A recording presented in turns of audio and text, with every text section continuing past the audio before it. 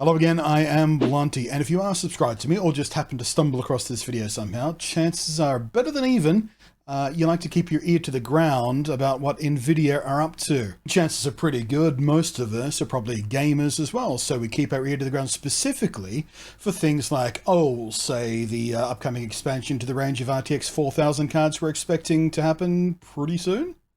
It also pays to cast an eye toward Nvidia GTC, their annual conference that digs into all the most interesting and cutting-edge stuff around things like computer graphics in game dev and far beyond to countless other industries, super deep nerd stuff like data science and something that's massively accelerating right now, machine learning and autonomous machines and AI. And quite a lot of that has been, or soon will be, bleeding into games where my personal passions lie, and probably yours too, statistically speaking, because you know that deep learning AI chat stuff that's bursting up everywhere right now?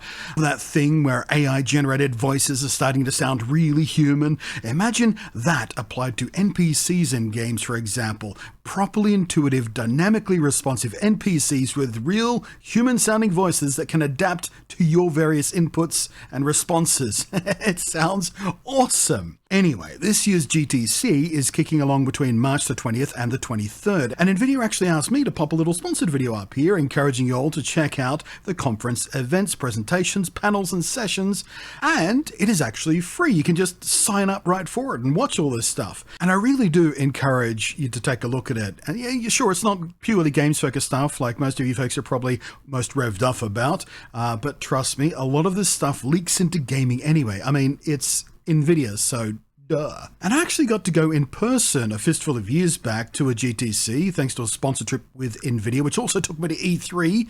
So yeah, it doesn't suck to be me sometimes. And when I was there, I got my first chance to use the then brand spanking new HTC Vive VR system. The first prototypes for fully wireless and self-contained VR systems long before the Oculus Quest 2 was a thing, and VR was big that year. There was a lot of VR stuff. This year, of course, you can expect a lot of talk about deep learning, generative AI, a focus on building virtual worlds and ideas like the Omniverse and the Metaverse. And this year in particular, some of the ones I think, I can recommend to you to make sure you catch: a fireside chat with Scott Belsey, Chief Product Officer at Adobe, and Brian Catanzaro, I think that's how you pronounce his name. Sorry, Brian, if I got it wrong. Vice President of Applied Research at Nvidia.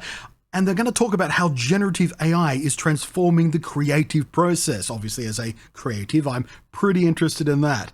There's one called Generative AI Demystified, which, considering the big rush around that stuff right now, I'd very strongly recommend catching, because understanding all that tech wizardry and how it works is not just interesting, but going forward, it's going to be pretty useful to have your head wrapped all the way around it so you can talk intelligently about it and understand what other people are saying about it. And when it starts to get implemented in things you're interested in, you'll know what it means. And it won't just sound like wizard magic. A big hot button topic right now, a discussion on AI's influence on art. So they're going to have a chat with an AI artist and curators from the Museum of Modern Art and Nvidia's own Vice President of Omniverse, Richard Keras, a name that's much easier to say.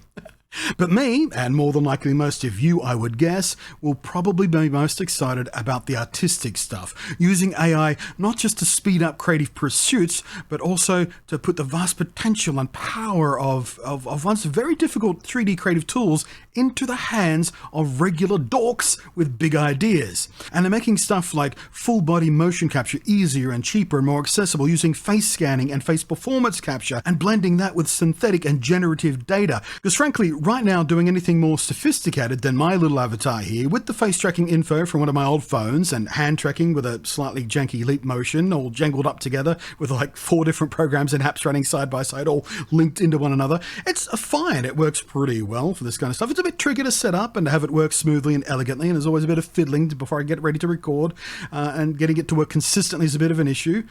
But we're real close to this kind of stuff being crazy accessible, including creating the avatar models themselves and whatever virtual environments you can imagine. Maybe even doing all that with just a few prompts into a generative AI with a large model natural language interface thing. I like to imagine it like, Star Trek and the holodeck. Computer, give me an Aussie suburban pub environment, circa 1998, but in a cyberpunk style, and populate it with the characters from Season 4 of Star Trek The Next Generation, and also Quark from DS9 as the bartender. Beep beep brrr, virtual environment generated.